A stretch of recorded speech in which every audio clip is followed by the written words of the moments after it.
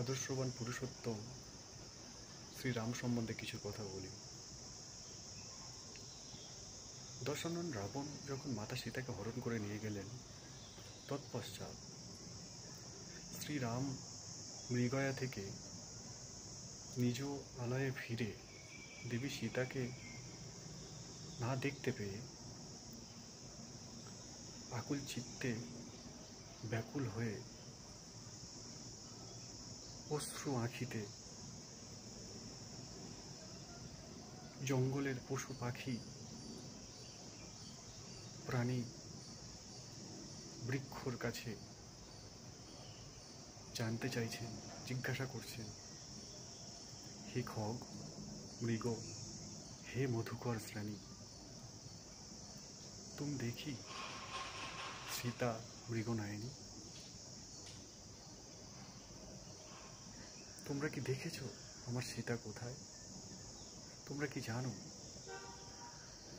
সীতা কোথায় আছে?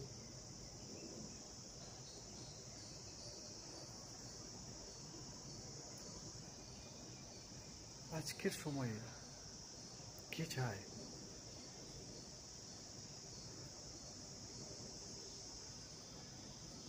এত দুঃখ সহ্য করতে? আজকের সময়ে কে চায় এত পীড়া সহন করতে?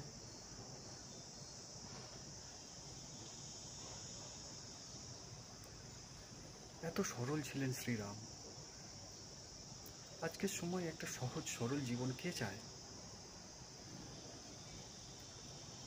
আজকের সময়ে কে চায় একটা ছোট কাঠবিড়ালির পিঠে হাত বোলাতে?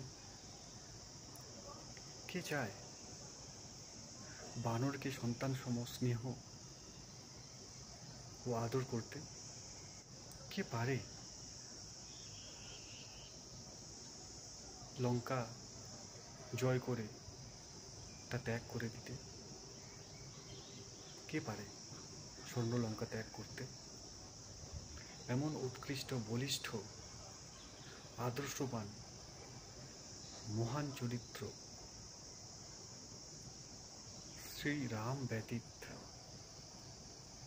আর আমরা পাই না।